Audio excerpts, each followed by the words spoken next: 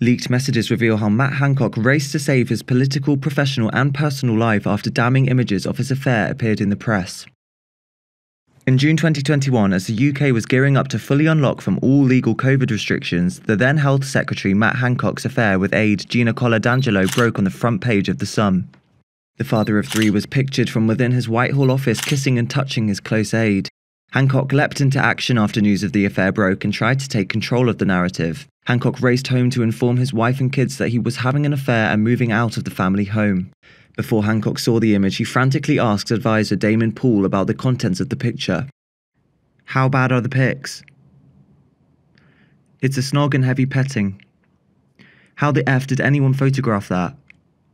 "Did you snog her in the department?" "Yes," he replies. Once the story went up, the pair finally saw the now infamous image. OMFG, Coladangelo said, with Hancock remarking that the story was not of significant news value.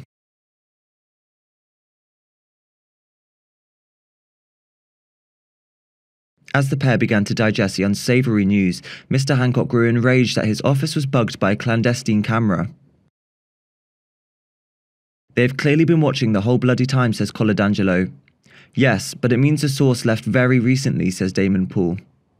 "Someone installed a camera in my office without telling me," Hancock exclaims.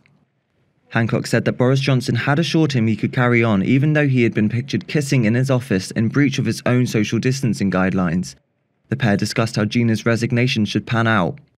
"Should I step back for the papers tomorrow morning?" Coladangelo says. "No, definitely not," Hancock replies. "It adds pressure on me to go." But after the story broke, Mr. Hancock said he found himself increasingly isolated politically and was left with no choice but to quit. A deflated now former health secretary uploaded his resignation speech in the Garden to Twitter. "I understand the enormous sacrifices that everybody in this country has made, that you have made, and those of us who make these rules have got to stick by them, and that's why I've got to resign.